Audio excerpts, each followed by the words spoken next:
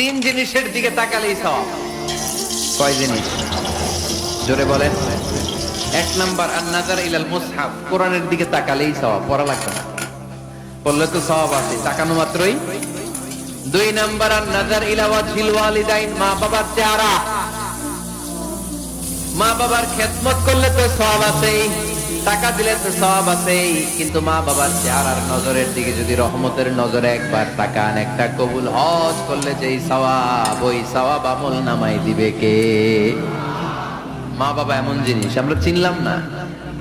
আমরা পীর সাহেবের দরবারে লাউ নিয়ে যাই আর গান গাই, সাদের লাউ বানাইলে মোরে আগা খাইলাম, ডগা খাইলাম, খাইলাম না ডুগডুগি না।